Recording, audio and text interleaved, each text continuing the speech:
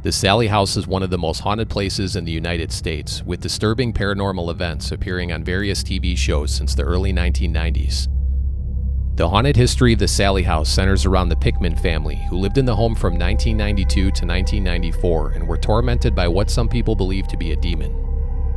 While living in the home, the Pickmans witnessed a series of scary events, including lights randomly turning on and off, objects moving on their own, and unexplained fires. Even more disturbing were the mysterious cuts that formed all over Tony Pickman's body during one of the many paranormal investigations conducted by the TV show Sightings in 1993. The scary story of the Sallie House began in December of 1992 when Tony Pickman and his pregnant wife Debra moved into a rental home in the small town of Atchison, Kansas. The young couple was expecting a baby boy, and the spacious 3-bedroom home appeared to be the perfect place to raise a family. After weeks of unpacking and settling into their new home, everything appeared to be normal, but it wasn't long before the couple started noticing strange things inside the house. Late one night, Tony and his wife Debra were watching TV in the living room when they decided to call it a night and head upstairs to bed. Tony turned off the lights and TV and followed his wife up the stairs when he noticed a glowing light illuminating from the living room below. When he looked back down the stairs, it was then that he realized the glowing light was actually coming from the TV, which had been turned back on again. Tony was a little frightened and turned the TV off for the second time, but that wasn't the last of the strange occurrences in the home.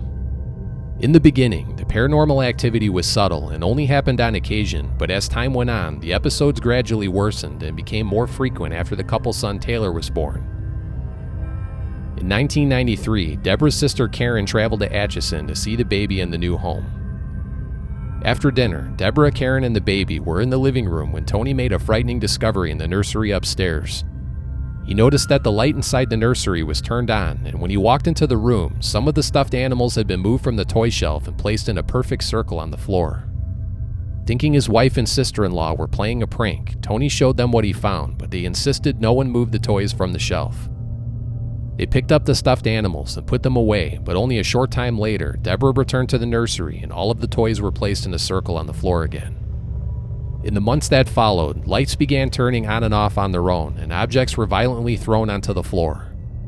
In one incident, a stuffed animal in the living room spun around on its own after a friend of the Pickman family provoked the ghost while taking pictures. Framed pictures hanging on the walls would often be found turned upside down, and on another occasion, a toy in the nursery spontaneously burst into flames.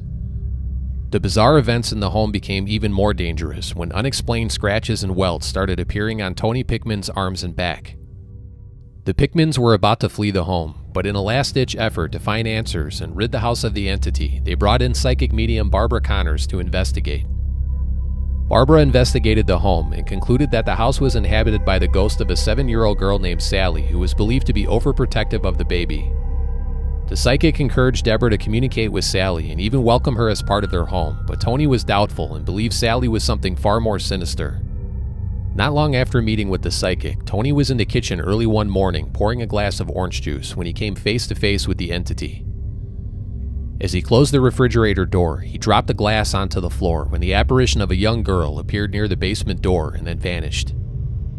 After seeing the mysterious ghost in the kitchen and having vivid dreams about her, Tony drew a sketch of the girl believed to be Sallie.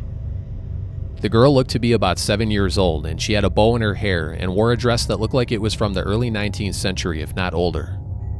The paranormal stories of the haunted home that became known as the Sallie House grabbed the attention of the TV show Sightings, who conducted numerous investigations there in 1993 and even filmed some of the strange activity.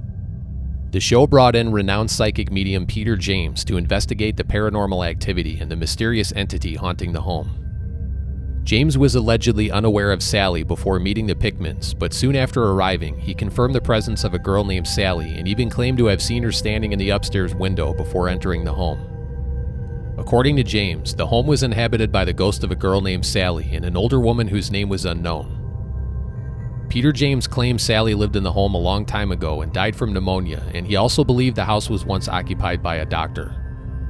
During the ongoing paranormal investigations for the Sightings TV series, unexplained sounds were captured on film, and Tony Pickman was attacked 11 different times with bloody scratch marks appearing on his body.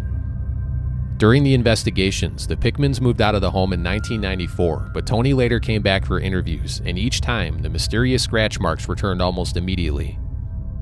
The bleeding scratches were captured on film and even formed welts while the family sat with investigators for interviews. The investigations concluded that at least 2 entities remained in the home after the Pickmans moved out.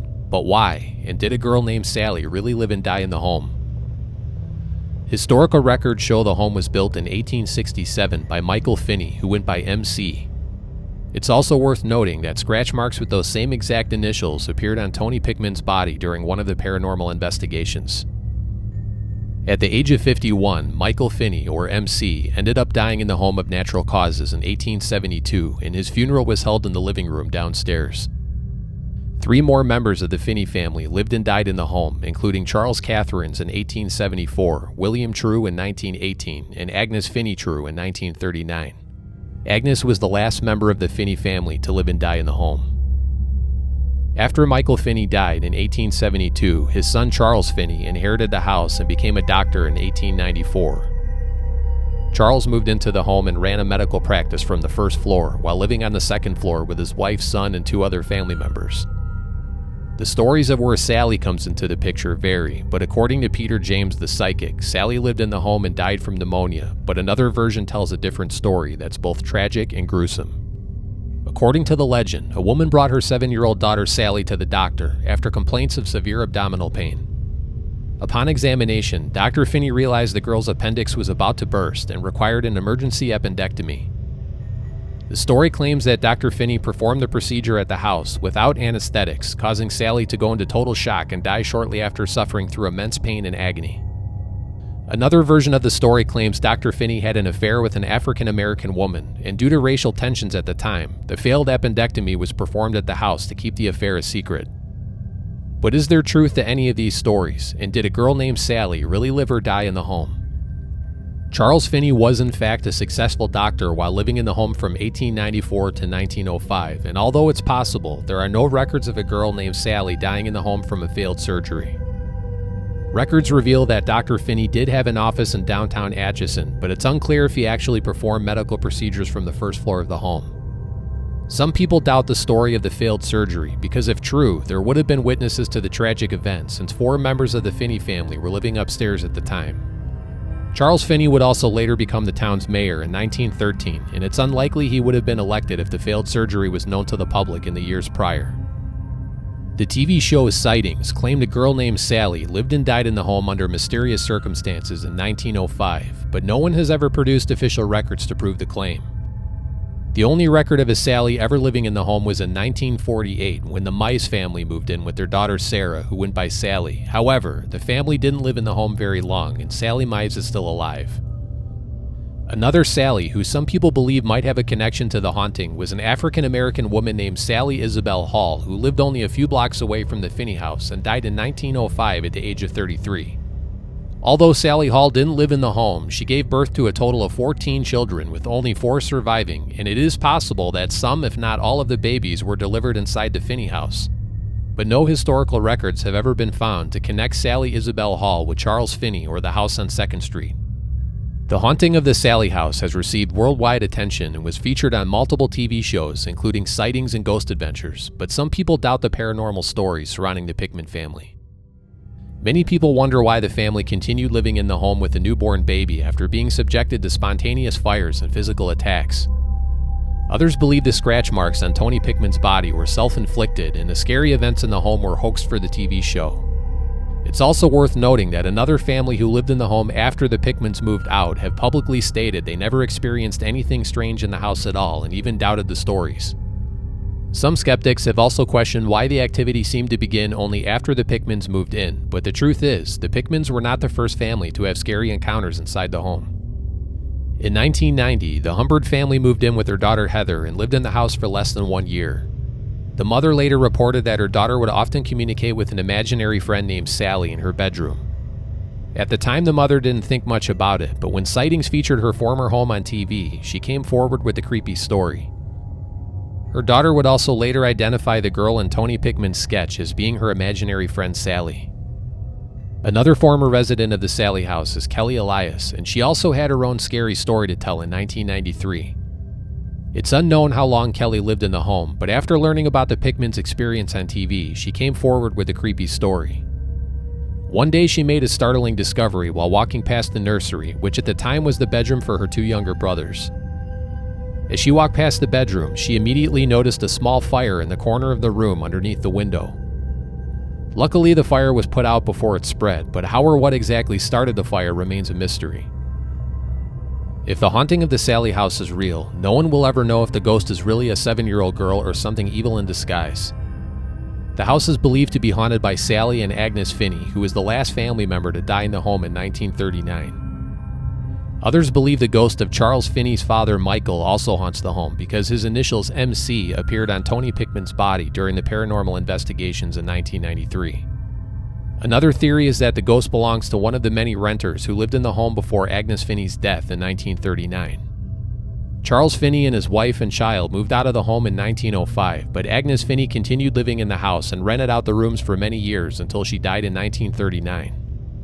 It is possible that one of the renters had a daughter named Sallie and she died in the home, but no historical records of the girl have ever been found.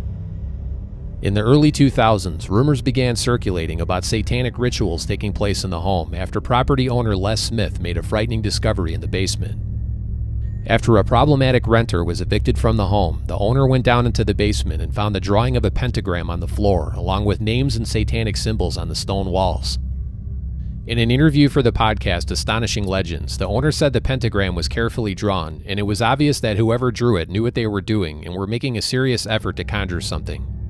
The pentagram on the floor is no longer visible because it was covered with black paint many years ago, but some paranormal investigators believe the satanic rituals could have unleashed a demon into the home. The basement is now off limits to the public for safety reasons, but during previous investigations, one woman witnessed a folding chair fly into the wall and another person was scratched on the face and bled. There have also been many EVPs recorded in the basement, and allegedly, someone was even pushed down the stairs during a tour. In 2011, years after the pentagram was found on the basement floor of the Sallie House, a scary discovery was made in the attic by paranormal investigator Tim Wood from Live Sci-Fi TV. Buried under the attic's insulation, the investigators were shocked to find an old sweater covered in what appeared to be bloodstains. Even more scary is the lower half of the sweater contained at least 2 puncture holes where the stains were more concentrated, possibly from stab wounds. Luminol tests were performed on the stained sweater, and according to an article on the Live Sci-Fi TV website, the test results revealed that the stains on the sweater were in fact blood. The carpeting in the master bedroom closet was also tested with luminol, and those results too show traces of bloodstains. The master bedroom is directly below the area where the bloodstained sweater was found in the attic, and the closet is a well-known hotspot for paranormal activity in the house. If a blood-stained sweater really was found in the attic, then a terrible crime could have taken place in the home and have a direct connection with the haunting, but it's unclear if the sweater was ever analyzed by law enforcement or investigated beyond 2011. Unfortunately, I was unable to find any follow-up information concerning the mysterious sweater or the bloodstains found in the master bedroom closet of the home. Whether you believe the paranormal stories or not, the Sallie House has earned their reputation as being one of the most haunted places in the United States, with people traveling from all around to spend a night in the home. Some people spend the night in the house and experience nothing at all, while others have terrifying encounters that cannot be explained. People who spent the night in the home have reported the TV turning on and off on its own, and on more than one occasion, the front door has opened when no one's outside. Others have also reported the sound of a small child running around on the second floor, as well as toys moving on their own in the former nursery. Some paranormal experts who have studied the home and spent the night there believe the house is dangerous and that the entity known as Sallie is really a demon posing as a child. But what do you think? Do you believe the paranormal stories of the Sallie House haunting, and have you ever stayed overnight in the house? Leave a comment below and let me know your thoughts. And if you enjoyed this video, please give it a thumbs up and subscribe to my channel now. And for more scary videos about haunted places, check out the playlist you see on the screen.